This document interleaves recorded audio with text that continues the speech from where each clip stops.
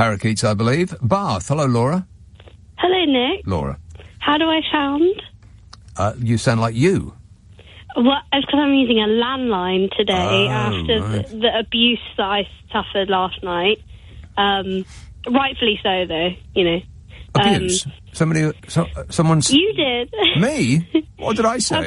About me using a dreaded mobile phone because it cut out and stuff. But as I deserved it. It's okay. You've got a landline in your home. How about that?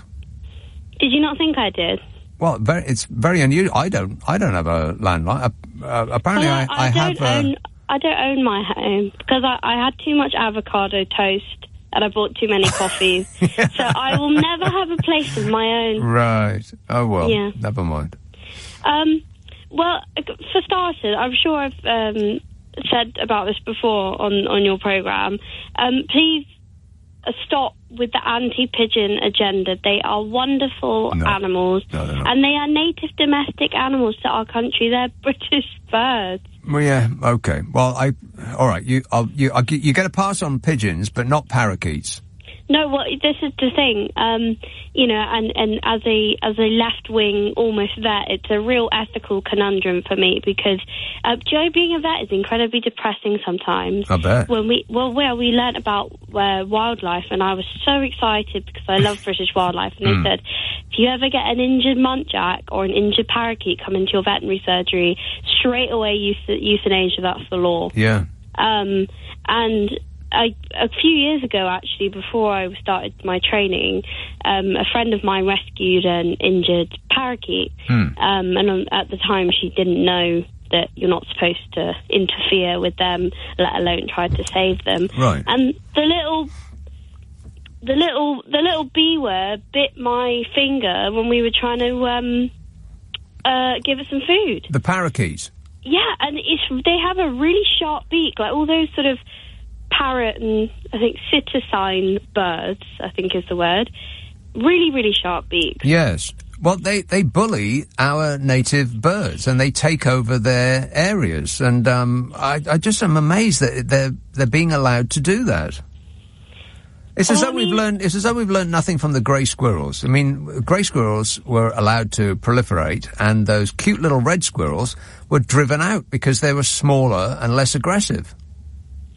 Yeah, I mean, there's got to be a life lesson in there somewhere. I mean, like, can you really be successful by being meek and kind unto others? I don't know. Maybe in 2026 I will be more nasty to people. I don't know. Yeah, that is the route to success. Shall I start with you? Yeah, why not? I didn't know that about a parakeet, though. If it or a muntjac, that's even more alarming. That if one comes in injured, you're not allowed to help it. You've got to kill it. No, it's yeah. I mean, muntjac are also an invasive species, and the British population of deer, like roe deer and red deer, have suffered a lot. Have you ever seen that? Well, maybe you can explain this behaviour, because I said a couple of hours ago that I saw one in the garden where I used to live. Being violently groomed by a murder of crows. It didn't look like it was grooming. It looked like that they were actually attacking it.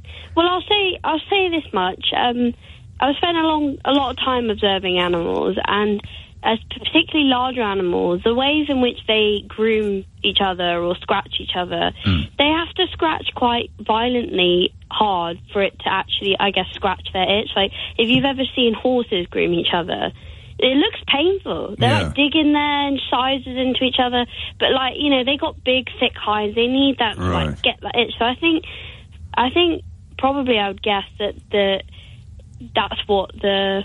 Maybe it was shedding. I mean, I know why the birds were picking the fur off it, because they would line their nests with it, I'm guessing. And maybe this little deer was shedding, so it needed a bit of help. But it did look very painful. But like I said, I suppose deer know what they're doing.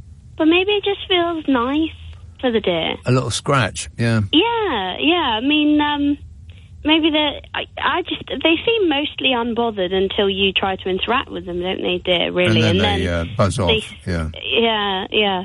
Like but, foxes. I mean, fortunately, but pretty soon foxes are going to realise that if that we humans will not put up a fight. If they attack, we will drop our shopping and run screaming from the area. Nick, they've already done that. Have they? I did. I was house sitting one time, and the lady said to me, "By the way, there's a fox in the garden that we feed, and he'll come and make noise for you to go feed him." And I said, "Well, that's not in my job description." Yeah. But videos, people can get badgers and foxes come in their house and stuff. Oh, that's stupid. There was one in London I saw on the internet in a gym. I don't know the context of it. It did not look AI generated to me, but then you never know. What? In a gym? Had it looked terrified. Had it paid its subscription?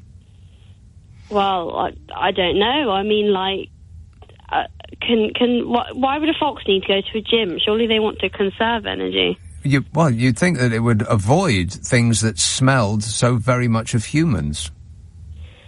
I don't know. I mean, but urban foxes are a thing now, which I remember giggling at the time when it was first introduced to me. So many of them. I on my drive home, there's at least a half a dozen that run in front of the car. I mean, they have learnt not to. Well, they've learnt a fear of cars, and but I almost never. Yeah, almost never do I go home without seeing at least a half a dozen run in front. How many do you knock over? Well, 0.